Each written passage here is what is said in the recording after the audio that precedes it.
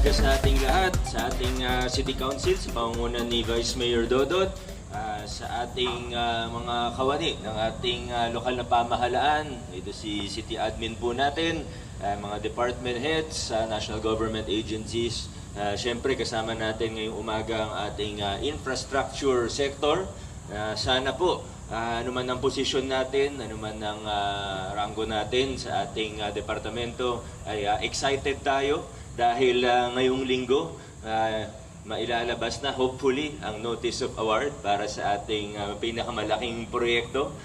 Sana ano tayo kumbaga kakasama tayo dito, excited tayo dahil alam natin na maganda yung gagawin natin. Nung nagsimula po tayo, alam niyo naman, lalo na yung mga nasa harap, yung mga nasa management level, mga engineers natin, architects, alam niyo naman po, nung nagsimula tayo, nag-reorganize tayo, nag-rationalize tayo, marami tayong pagbabagong pinakilala, naglinis tayo, hindi tayo naghanap ng mali, sa nakaraan, pero sadyang may mga problema o pagkukulang na kailangan ayusin, hindi pwedeng magbulag-bulagan. So, kasama na dyan yung sa planning natin, kaya tayo nag-reorganize din, inayos natin para nag-uusap-usap even within the engineering department. Halimbawa, na siguro masasabi naman natin ngayon, talagang malayong-malayo na rin ang narating natin. Bumilis na yung paggawa ninyo ng mga maliliit na bagay, yung paggawa natin ng program of work, mas mabilis na lumabas ngayon at hindi lang sa mas mabilis tayo gumawa, kundi nakukonsulta na hanggang yung end user natin. Dati, lumalabas na lang yung health center, hindi pa alam ng City Health Department na kung ano yung proyekto. Ngayon, kahit pa paano. Marami pa rin kailangan ayusin, pero at least malaki yung mga improvement.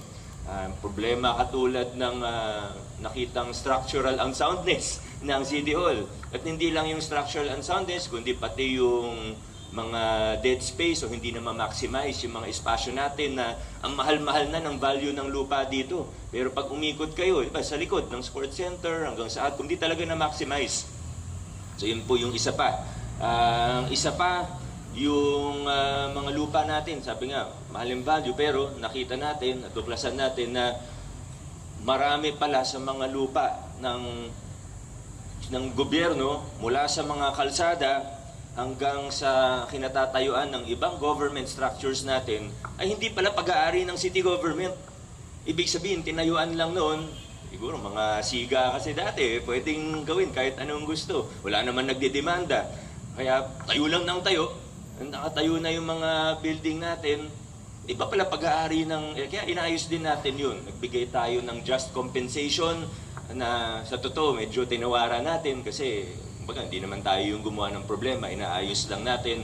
So mga bagay na ganun, nag-aayos tayo, nag-aayos. So yung ginagawa natin sa totoo, yung nakikita, yung building, yung renovation, yung mga engineering works na visually nakikita, sa totoo, 5% lang yan sa trabaho natin. 95% sa ginagawa natin ay pag-aayos ng mga problema, pagpaplano para sa hinaharap. Kaya pagpatuloy nyo lang yung ginagawa ninyo, ito lalo na ngayon sa mga management level natin, ay pagpatuloy po ninyo. Alam naman natin, ang City Council natin ay nakasuporta sa mga reforma at magandang ginagawa po natin.